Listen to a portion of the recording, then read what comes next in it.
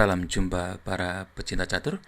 Jumpa lagi dengan saya Suhaji dan kali ini akan kita bahas taktik Anies Giri dalam mencapai kemenangan saat berhadapan dengan Duda Janke pada turnamen Tata Steel 2019 pada bulan Januari ini.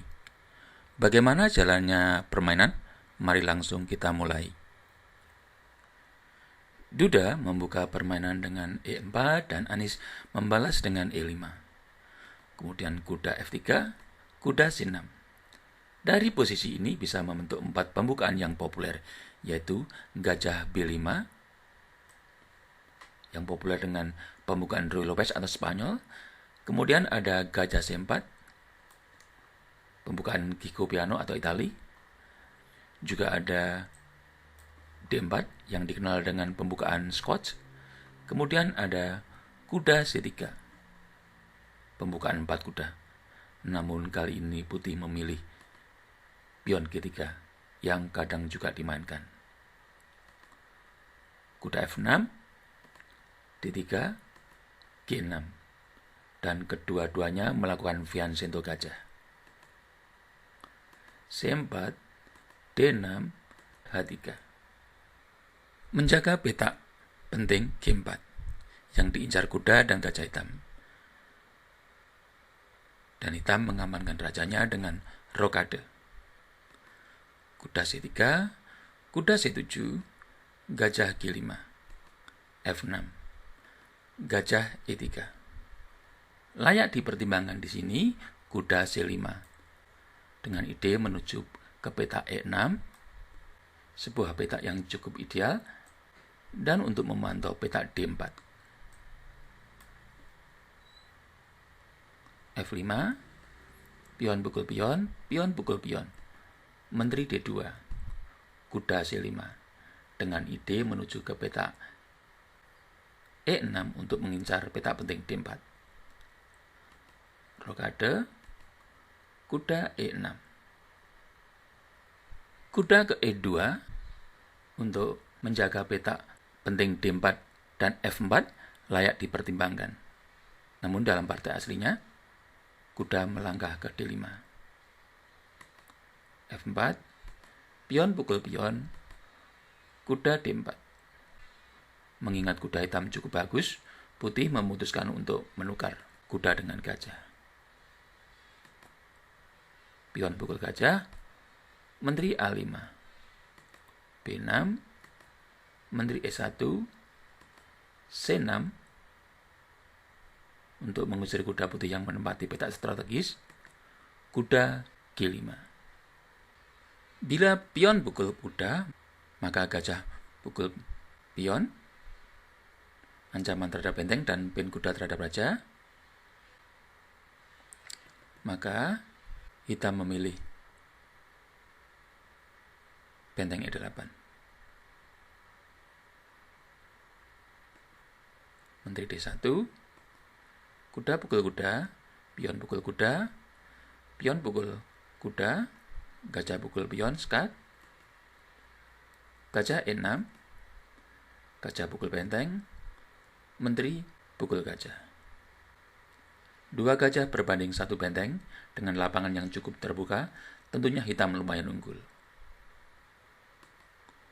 Menteri H5, gajah F5, benteng A D1, benteng E5. Di sini, saya kira putih perlu mempertimbangkan raja H2 untuk melindungi pion dari ancaman gajah. Namun putih melangkah benteng D2. Langkah taktis gajah pukul pion H3 saya kira cukup bagus. Mungkin berlanjut dengan F4 dan benteng bisa ke E3. Dan bila menteri pukul gajah, maka benteng pukul pion, skak, dan raja ke H2, menteri E8, dan benteng siap meluncur ke H5 untuk mendapatkan menteri. Dalam partai aslinya, hitam melangkah ke D8. H4, gajah H3. Bila benteng ke A1, maka menteri bisa ke C8 dan gajah bisa mengincar petak G4. Dan dalam partai ini, putih melangkah Menteri F3. Gajah pukul benteng, raja pukul gajah. H6 untuk mengurangi pertahanan putih sayap raja. Pion pukul pion, gajah pukul pion, benteng E2. Menteri E7, Menteri G4 skak, raja F7. Menteri F3 skak, raja G7. Menteri G4 skak, raja F7, Menteri F3 skak. Tentunya putih cukup puas bila hitam mau draw, tapi hitam bermain untuk menang, maka melangkah Menteri F6. Menteri B7 skak, raja G6. Setelah benteng pukul benteng, pion pukul benteng, susunan pion hitam di pusat menjadi lebih baik. Raja E2, Menteri F4, raja F1, raja H5, pion B4. Menteri C1 skak, raja G2, raja pukul pion.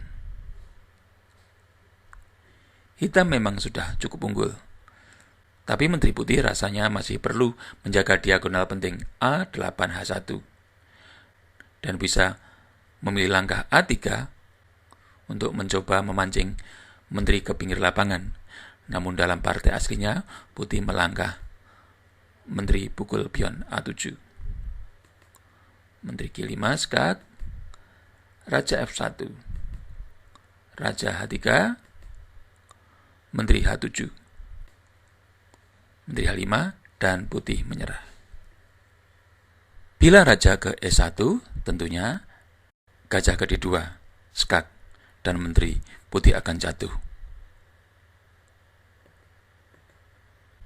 Dan bila Menteri ke E4, maka Menteri ke D1 skak, Menteri E1, Menteri pukul pion, Menteri E2, Menteri B1 skak, Menteri E1, Menteri F5. Pion bebas di lajur D akan menuju ke petak promosi dengan cukup nyaman. Tentu ini cukup menghantui Raja Putih. Untuk itulah putih menyerah. Demikianlah para pecinta catur, video ulasan catur kali ini. Seperti biasa, saya berharap video ini bisa bermanfaat bagi Anda semua. Sampai jumpa di video tutorial selanjutnya.